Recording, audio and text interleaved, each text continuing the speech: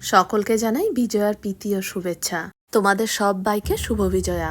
7-8 দিন হলো মা চলে গেছেন, সেই জন্য আমাদের মনটা সবার বেশ খারাপ। খুব তাড়াতাড়ি ফিরবে বলেই তো মা গেছে বলো। পুজোর কটা দিন খুব আনন্দ করেছি জানো। এই 4-5টা দিন আবার সেইভাবে রান্না বান্নাও করতে হয়নি, মাঝে শুধু একটা দিনই রান্না করেছিলাম।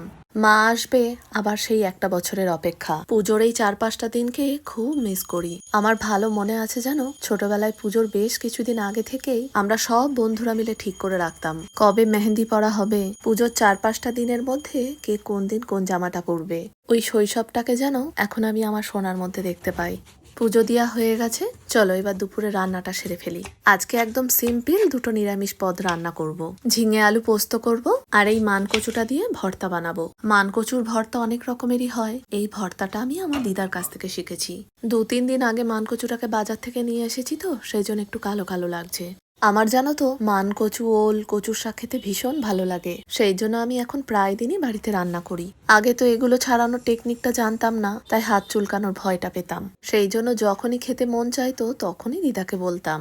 দিদাই আমাকে মানকচু বাটা, কচুর শাক রান্না করে খাওয়াতো। দিদারও তো বয়স হয়েছে, তাই দিদাকে এখন আর অর্ডার দিই না। দিদার কাছ থেকে রান্নাগুলো শিখে নিয়েছি, আমি এখন নিজেই রান্নাটা করি।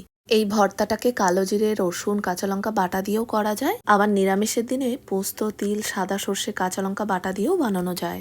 2 রকম ভাবেই খেতে ভালো লাগে জানো। তোমরা সময় করে বাড়িতে পারলে একবার ট্রাই করে দেখো। রান্না আমার কমপ্লিট। গতকালকে রাত্রিবেলা বড়মশাই এই ফ্রেমগুলোকে নিয়ে এসেছে। আমার সোনা যে রুমালটা বানিয়েছিল এটা হলো সেইটা। ফ্রেমে বাঁধিয়ে এই জিনিসটা কেমন লাগছে ভাবলাম তোমাদেরও একটু দেখিয়ে দিই। আর এর সাথে মায়ের জন্য অন্নপূর্ণার এই ছবিটাও এনেছি। বেশ অনেক কটা দিন ধরেই মা বলছিল জানো এই ছবিটা আনার কথা। অন্নপূর্ণা মায়ের এই ছবিটা রান্নাঘরে রাখা নাকি ভালো, তাই মায়ের জন্য এটা নিয়ে এসেছি।